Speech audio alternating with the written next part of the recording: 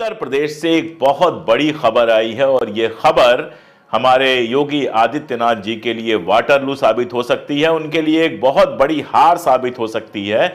और योगी आदित्यनाथ को हटाने की जो पहले से कोशिशें चल रही थी, उन कोशिशों को फिर से ताकत मिल सकती है। और यह बात ऐसे समझ में आती है कि उप मुख्यमंत्री केशव प्रसाद मौर्य जो योगी जी को हटाने के अभियान में बहुत एक्टिव थे, अनुप्रिया पटेल जो लगातार हमले कर रही थी, उनको एक बार फिर से मौका मिल गया है। मामला है हाई कोर्ट के आदेश का, जिसमें 69,000 शिक्षकों की भर्ती कैंसिल कर दी गई है। अब आप सोचिए कि ये 69,000 शिक्षकों की जो भर्ती कैंसिल की गई है, जो भर्ती योगी आदित्यनाथ की सरकार ने की थी, उसके साथ कोर्ट ने कहा है कि इसमें आरक्षण के नियमों का पालन नहीं किया गया। यह भर्ती जब हुई थी तभी से आरोप लग रहा था कि इसमें आरक्षण घोटाला हुआ है और 18,988 पदों पर जहां ओबीसी या एससी को होना चाहिए था, उसकी जगह जनरल कैंडिडेट भरे गए हैं। जब यह आरोप लग रहा था तो योगी आदित्यनाथ इसको पूरी तरह से खारिज कर रहे थे। योगी आदित्यनाथ ने अभी अपना गियर फिर से बदला है। पाकिस्तान या तो खत्म हो जाएगा या उसका भारत में विलय हो जाएगा। पाकिस्तान और बांग्लादेश को हम भारत में मिला देंगे। यूपी के मुख्यमंत्री हैं, लेकिन बातें ऐसे करते हैं जैसे बस अगले प्रधानमंत्री बनने ही वाले हैं, क्योंकि किसी देश को अपने देश में मिलाना, किसी देश पर हमला करना, यह सारा कुछ प्रधानमंत्री का काम होता है, केंद्रीय सरकार का काम होता है। उत्तर प्रदेश के मुख्यमंत्री का काम होता है कि उत्तर प्रदेश के विकास का काम करें, उत्तर प्रदेश में न्यायपूर्ण तरीके से सरकार चलाएं। वो हो नहीं पा रहा है, इसलिए मुद्दों से ध्यान भटकाने के लिए वो लगातार इस तरह की बातें करते रहते हैं, जिससे हिंदू मुसलमान का मौका मिले। अगर हम देखें कि ये पूरा मामला क्या है, तो उत्तर प्रदेश में 2018 के दिसंबर महीने में 69,000 शिक्षकों की भर्ती का विज्ञापन निकला था।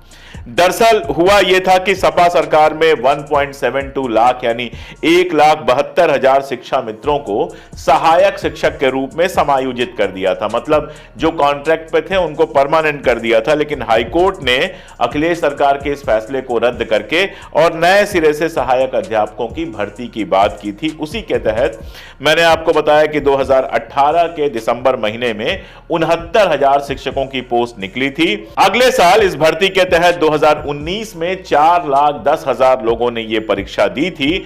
2020 में इस परीक्षा का रिजल्ट आया और उसके बाद जो है ये भर्तियां होनी थी। अब जो नियम होता है, उस नियम के तहत 27% जो सीटें होती हैं वो आपको ओबीसी को देनी होती हैं और साथ में 21% आपको एससी एसटी को देनी होती हैं। यहां कह ये रहा है हाई कोर्ट कि खेल ऐसा किया गया जिससे जो सीटें ओबीसी को मिलनी थी, जो सीटें शेड्यूल कास्ट को मिलनी थी, वो भी अपर कास्ट को या जनरल कैटेगरी वालों को मिल गई।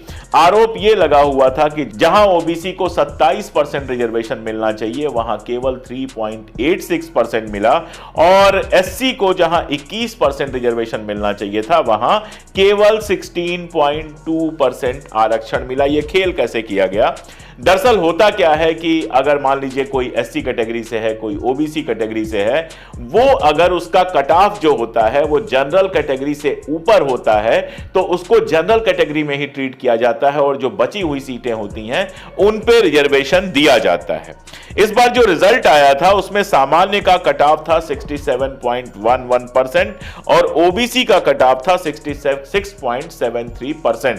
तो एक तो जो लोग ये कहते हैं कि 2% लाके 4% लाके ये लोग बन जाते हैं, वो अगर देखें तो दोनों के बीच में कुल मिला के 1% का भी फर्क नहीं था। 0.5% के आसपास कट ऑफ का परसेंटेज ये था। इसमें सामान्य का मैंने आपको बताया 67.11 और जो ओबीसी था उसका कट ऑफ था 66.73%। अब खेल यही किया गया था कि जो ओबीसी और एससी ये 67.11% से ऊपर थे उनको जोड़ लिया गया था रिजर्व कैटेगरी में। उनको जोड़ लिया गया कि ये तो आ चुके हैं, इतने एससी, इतने एसटी और इतने ओबीसी आ चुके हैं, और उसके बाद जो बचा हुआ था उसमें से रिजर्वेशन दिया गया। ये मामला कोर्ट में, हाई कोर्ट में पहुंचा था और हाई कोर्ट ने न केवल इसको कैंसिल कर दिया बल्कि दोबारा एग्जाम करा के और आरक्षण की जो पूरी प्रक्रिया है उसको लागू करने के लिए कहा। इसका मतलब क्या है? इसका मतलब बहुत साफ है कि हाई कोर्ट कह रहा है कि योगी आदित्यनाथ जी, आपने जिस तरह से भर्ती कराई है ये घोटाले की बात है, ये भर्ती गलत है। आपने जो भर्ती कराई है उसमें एससी और ओबीसी के लिए जो रिजर्वेशन की प्रक्रिया है उसका सही तरीके से पालन नहीं करता है। एक तरह से अगर देखें तो उत्तर प्रदेश सरकार के ऊपर सीधा सीधा यह हाई कोर्ट का आरोप है कि उसने जो भर्तियां की वो नियमों के तहत भर्ती नहीं की। यहां पर मैं आपको याद दिला दूं, ओपी चौटाला साहब हरियाणा के मुख्यमंत्री हुआ करते थे, ओम प्रकाश चौटाला साहब, 3206 केवल भर्तियां थीं और उन भर्तियों में घोटाला होने के चलते उनको 10 साल की सजा हुई थी। तो अब योगी आदित्यनाथ को, जिनके समय 69,000 शिक्षकों की भर्तियां थीं और उसमें नियमों का पालन नहीं हुआ, उसमें घोटाला हुआ, तो उनको कोई सजा मिलनी चाहिए या नहीं मिलनी चाहिए, यह सवाल मैं आपके ऊपर छोड़ रहा हूं। कोर्ट क्या सजा देगा, नहीं देगा, यह हम सब जानते हैं, उसको तो आप छोड़ दीजिए। लेकिन अभी उनके जो विरोधी हैं उनको हमला करने का मौका मिला। अब अखिलेश जी हमला करें या अनुप्रिया पटेल जी हमला करें या अरुण राजभर हमला करें, यह सब तो समझ में आता है। लेकिन उनके जो डिप्टी सीएम हैं, जो सरकार में मंत्री होने के नाते इस पूरी चीज के उतने ही जिम्मेदार हैं, केशव प्रसाद मौर्य, उन्होंने एक ट्वीट किया और उस ट्वीट पर उन्होंने लिखा है, शिक्षकों की भर्ती में इलाहाबाद हाई कोर्ट का फैसला सामाजिक न्याय की दिशा में स्वागत योग्य कदम है। यह उन पिछड़ा व दलित वर्ग के पात्रों की जीत है जिन्होंने अपने अधिकार के लिए लंबा संघर्ष किया है, उनका मैं तहे दिल से स्वागत करता हूं। यानी हाईकोर्ट ने हमला किया योगी आदित्यनाथ के ऊपर, हाईकोर्ट ने उत्तर प्रदेश सरकार को दोषी ठहराया और हाईकोर्ट के इस फैसले के साथ कौन खड़ा हुआ, उसी सरकार के उप मुख्यमंत्री केशव प्रसाद मौर्य। अब हकीकत तो यह है कि सरकार का अगर फैसला था तो उसकी जिम्मेदारी योगी आदित्यनाथ की बनती है, तो केशव प्रसाद मौर्य की भी जिम्मेदारी बनती है, क्योंकि सरकार में तो वो भी शामिल है, सरकार का हिस्सा तो वो भी है। और अगर हाईकोर्ट से कोई फैसला आया है तो उनको अपने सरकार के साथ खड़ा होना चाहिए था। लेकिन योगी आदित्यनाथ की सरकार के साथ खड़े होने की जगह केशव प्रसाद मौर्य उसी सरकार पर सीधा हमला कर रहे हैं और हाईकोर्ट का जो निर्णय है उसको दलितों और पिछड़ों की जीत बता रहे हैं। इसका मतलब क्या है? इसका मतलब यह है कि वो कह रहे हैं कि योगी आदित्यनाथ की सरकार ने दलितों और पिछड़ों के साथ अन्याय किया था, डायरेक्टली ना सही इनडायरेक्टली।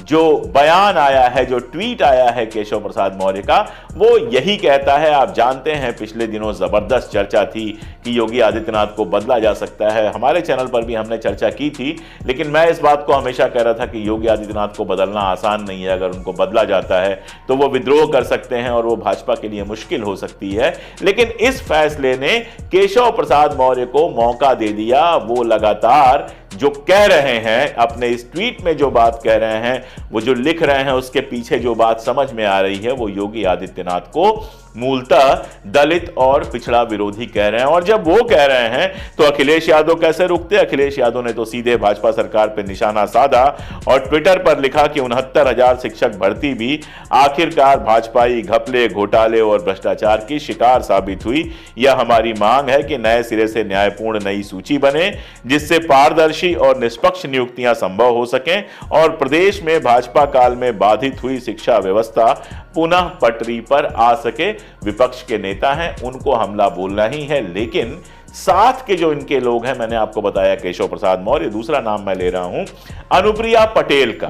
अनुप्रिया पटेल भारतीय जनता पार्टी की भागीदार हैं, केंद्रीय मंत्री हैं। उन्होंने भी जो बयान दिया है वो सरकार के खिलाफ है और हाईकोर्ट के निर्णय के पक्ष में है। वो कहती हैं कि खुद पिछड़ा वर्ग आयोग ने माना था कि इस भर्ती में आरक्षण नियमों की अनदेखी हुई और बताती हैं कि उन्होंने इस मामले को लेकर सरकार को पत्र भी लिखा था। यानी बहुत सीधी बात है कि यूपी की राजनीति में सीधे सीधे पिछड़े और दलित जो नेता हैं भारतीय जनता पार्टी से जुड़े हुए, वो इसको बहाना बनाकर योगी के ऊपर निशाना साध रहे हैं। बाकियों को छोड़िए, बीजेपी की जो दूसरी सहयोगी पार्टी है सुभा सपा, उसके भी जो नेता हैं अरुण राजभर प्रवक्ता हैं, उन्होंने भी बयान दिया कि ओपी राजभर साहब ने इसको सड़क से सदन तक उठाया है और ये जीत जो है वो दलितों और पिछड़ों की जीत है। यानी सीधी बात यह है कि योगी जी को घेरने का एक बहाना मिल गया है। एक तरफ तो जो एग्जाम हो रहे हैं उसमें पेपर लीक हो जा रहा है, ये लगातार आरोप लगाया जा रहा है कि जो रिजल्ट्स आ रहे हैं उनमें आरक्षण के नियमों की अनदेखी की जा रही है। अभी तक तो भारतीय जनता पार्टी के लोग योगी आदित्यनाथ खड़े होकर बोल देते थे कि कोई अनदेखी नहीं हुई है, लेकिन हाई कोर्ट के इस फैसले के बाद यह बोलना आसान नहीं रहेगा। आज ही एक और न्यूज है, मैं इसमें जोड़ देता हूं। केंद्र सरकार ने फिर से संयुक्त सचिव लेवल पर भर्ती के लिए एक आवेदन निकाला है और यह डायरेक्ट लैटरल भर्ती वाला है, जिसमें किसी तरह का कोई आरक्षण लागू नहीं किया जाएगा। जब से यह लैटरल भर्ती का मामला आया है तब से आरक्षण को किनारे रख दिया गया है। जो लोग मेहनत करके आईएएस बनते हैं उनको छोड़ दीजिए, लेकिन इसमें जो आईएएस बन रहे हैं सरकार अपने पसंद के लोगों को चुन चुन के आईएएस जैसी पोस्ट पर बिठा रही है। ना उसमें कोई रिजर्वेशन है, ना कोई उसमें एग्जाम है, ना कुछ है। ये लोग कारपोरेट से लाए जा रहे हैं। और बहुत सारे लोगों का आरोप है कि ये सारे लोग जो सूट पहनते हैं उसके अंदर खाकी कच्छा भी है, यानी ये संघ की विचारधारा से भी जुड़े हुए हैं। तो संघ की विचारधारा से जुड़े हुए हैं, कारपोरेट हैं, तो फिर किसके हित में काम करेंगे? जनता के हित में थोड़े काम करेंगे, ये सीधे कारपोरेट के हित में काम करेंगे। इसमें आरक्षण जैसी चीज को बिल्कुल किनारे कर दिया गया है और ये बात लगातार की जा रही है कि भारतीय जनता पार्टी की सरकार किसी ना किसी तरह से आरक्षण के मुद्दे को बिल्कुल डायरेक्ट तो खत्म कर नहीं सकती। डायरेक्ट अगर खत्म करेगी तब तो इस देश में कभी चुनाव नहीं जीत पाएगी, लेकिन कभी इस बहाने से, कभी उस बहाने से, कभी नियम बदलकर, कभी कुछ करके।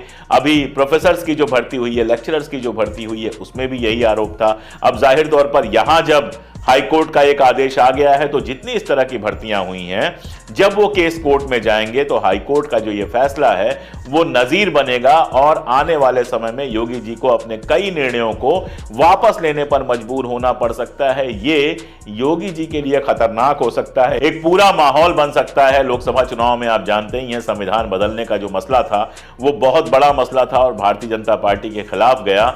और अब जब सीधे हाई कोर्ट ने यह बात कह दी है तो इस मसले को कांग्रेस हो गई, चाहे वो सपा हो गई या दूसरे विपक्षी दल हैं, वो पूरे जोर शोर से उठाएंगे। देखना यह होगा कि नीतीश कुमार और चंद्रबाबू नायडू और भी जो नेता हैं, पासवान साहब, ये सारे लोग इनका सामना कैसे करते हैं। क्या ये सारे लोग इस मुद्दे का सामना करेंगे या फिर चुपचाप बैठे रह जाएंगे? अगर चुपचाप बैठे रह जाएंगे तो अगले चुनाव में जनता इनसे सवाल पूछेगी। यह भी संभव है कि भारतीय जनता पार्टी को यह समझ में आए कि हवा बदलने लगी है और इस तरह के निर्णय आगे ना किए जाएं। लेकिन यह तो तय है कि योगी के ऊपर हमले अब और तेज होंगे। उसका क्या परिणाम होगा, कैसा परिणाम होगा, जब जैसा होगा हम लोग बात करेंगे ही।